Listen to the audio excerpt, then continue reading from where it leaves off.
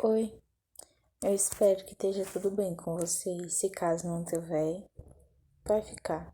Só confia, Deus sabe o que faz.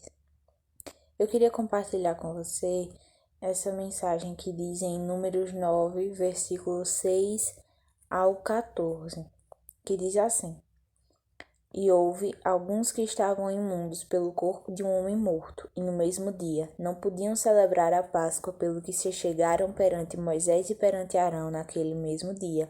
E aqueles homens disseram-lhe: Imundos estamos nós pelo corpo de um homem morto. Por que seríamos privados de oferecer a oferta do Senhor a seu tempo determinado no meio dos filhos de Israel? E disse-lhes Moisés: Esperai e ouvirei o que o Senhor vos ordenará. Então falou o Senhor a Moisés, dizendo: Fala aos filhos de Israel, dizendo: Quando alguém entre vós, ou entre as vossas gerações, for imundo por corpo morto, ou se achar em jornada longe de vós, contudo ainda celebrará a Páscoa ao Senhor. No mês segundo, no dia 14 de tarde, a celebrarão. Com pães asmos e ervas amargas a comerão. Dela nada deixarão até amanhã, e dela não quebrarão osso algum. Segundo todo o estatuto da Páscoa a celebrarão. Porém, quando um homem for limpo e não estiver de caminho, e deixar de celebrar a Páscoa, tal alma dos vossos povos será extirpada, porquanto não ofereceu a oferta do Senhor a seu tempo determinado. Tal homem levará o seu pecado. E quando um estrangeiro peregrinar entre vós e também celebrar a Páscoa do Senhor, segundo o estatuto da Páscoa e segundo o seu rito, assim a celebrará. O mesmo estatuto haverá para vós, assim para o estrangeiro, como para o natural da terra. Se a gente for pensar o que essa passagem tem a nos dizer, dentre muitas coisas é sobre a obediência e temência ao Senhor. Porque a gente tem tantas coisas na vida que a gente passa despercebido, e naquela época, assim como hoje em dia, é necessário ser temente a Deus, é necessário reconhecer o quanto Jesus ama a gente. Então, quando a gente obedece aos estatutos dele, a gente só tem a ganhar. Até porque são coisas para o nosso bem, entendeu? São coisas que estão além da compreensão humana. A gente, quem vê de fora, até pode pensar assim: mas é como se fosse uma obediência cega que está fazendo por obrigação. E não, é por gratidão, por reconhecer que só Deus sabe o nosso futuro, o nosso presente e o nosso passado. Que só Ele vê coisas que a gente não vê, conhece coisas que a gente não conhece. E é tudo para o nosso bem. Até porque Ele mandou seu Filho para ser morto pela gente, para salvar a gente.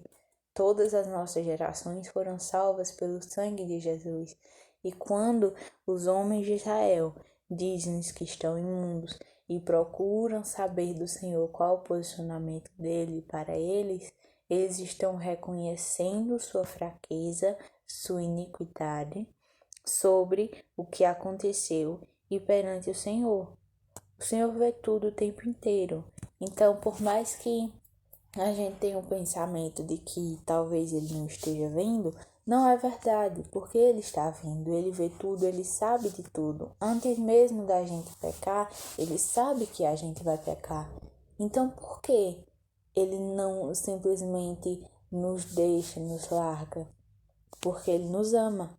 E é por esse amor que todos os dias a gente acorda, a gente vive, a gente tem muitos presentes perante o dia. Só o fato do dia nascer já é um presente. A gente tem saúde, tem comida. E mesmo que para alguns de nós falte isso, ainda nos resta Deus. E Deus por si só já é muita coisa. Por mais que naquele momento a gente esteja passando por uma provação, por uma aflição, a gente ainda tem Deus. Ele está lá do nosso lado, entende? Mesmo que tudo esteja difícil, mesmo que a gente se questione, a gente está lá. Ele está lá. Mesmo que a gente não ore todos os dias, mesmo que a gente não leia a Bíblia todos os dias, ele sabe o que está acontecendo. Por mais que às vezes doa e doa muito, e a gente pergunte o porquê e não obtém uma resposta de imediato, confia no processo. Confia que vai dar tudo certo, porque vai dar tudo certo. Para a gente poder ter uma ideia, esses homens foram se reportar a Moisés, e Moisés quem trouxe a resposta do Senhor. E é assim com a nossa vida. A gente se questiona um amigo, questiona um familiar, mas às vezes a gente não tem a resposta, porque a resposta sempre vem de Deus. Pode não vir naquele exato momento, mas vem de Deus. Podemos tirar também dessa passagem sobre a iniquidade, a esperança, entende? Porque essa impureza deles por um homem morto é o que representa o nosso pecado. A gente peca todos os dias, de alguma forma ou de outra, intencionalmente ou não. Mas isso não significa que Deus vai nos deixar de lado, que Deus vai nos abandonar. Até porque, até aqui mesmo, ele fala que o Senhor disse que era para ele celebrar a Páscoa no mês segundo, no dia 14, à tarde, e dando todas as instruções para que eles a fizessem. Então, a gente precisa ter o desejo de perguntar a Deus, ter a consciência de perguntar a Deus se o que a gente está fazendo é certo, se o que a gente está fazendo é errado, e ter essa mesma consciência, esse mesmo pensamento para a gente poder tomar as decisões da nossa vida, entende? Deus sempre vai estar ali, Ele nunca vai nos abandonar, mas Ele precisa, de certa forma, que a gente vá encontrar Ele. Dependendo dos momentos, Ele vai estar dando ali a resposta para nossas aflições, para os nossos questionamentos na nossa frente. Mas por a gente não ir até Ele, não tentar ver o que Ele tem a nos mostrar, ou estarmos cegos por algum outro motivo, a gente acaba não vendo, não entendendo, não associando uma coisa à outra. Então, o fator de se reportar, como os homens de Israel se reportaram ao Senhor, para entender aquele momento, para não ofender fazendo alguma coisa precipitadamente, é o que a gente tem que levar para a nossa vida. O fator de reconhecer quando errarmos, de buscar não errar mais e quando errarmos, nos arrepender. E a gente não tem que fazer isso de uma forma forçada. Tem que ser uma coisa que seja o nosso alimento diário.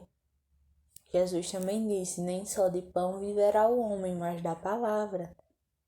Então, a gente tem que entender e tem que se prostrar para isso.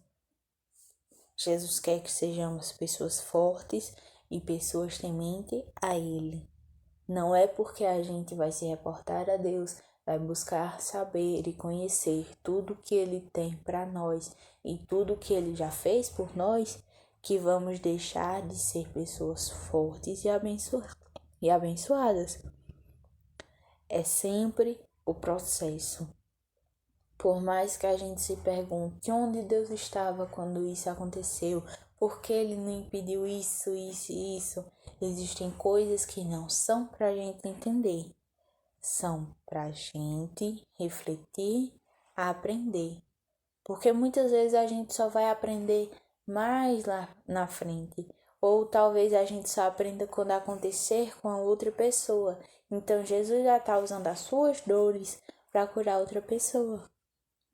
E isso é maravilhoso, isso é fantástico, porque naquele momento a gente tá ali destruído, chorando, agoniado, pensando em desistir de tudo, mas depois, quando a gente tem a capacidade de usar isso para curar alguém, você para e você pensar assim, poxa, obrigado, Pai, por não ter me permitido desistir. E obrigado por usar a minha dor para salvar outra pessoa. Porque você vai ter propriedade do que você está falando. E isso é uma prova diária de que você não vai aprender no exato momento de tudo que está acontecendo com você. Entende? Não é assim que as coisas funcionam, não é assim o agir de Deus. Ele age quando a gente está impuro, quando a gente está no fundo do poço, pensando que ele não se importa mais.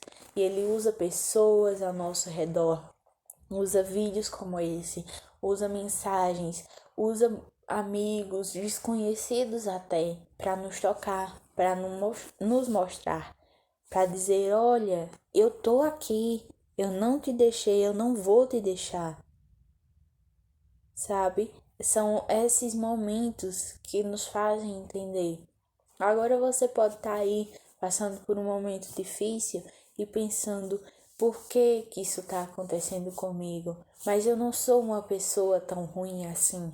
Eu não sou um amigo, uma filha, uma mãe, um amigo tão ruim assim. E você não é. Só que você precisa passar por esse momento para amadurecer. Deus está te moldando. Existem locais que Ele vai te levar e você não vai entender por que você está ali. Mas depois que você tiver que ficar ali e chegar o momento de você sair dali, você vai entender.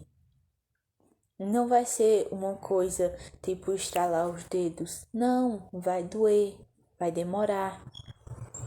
A gente não vai entender, mas é preciso.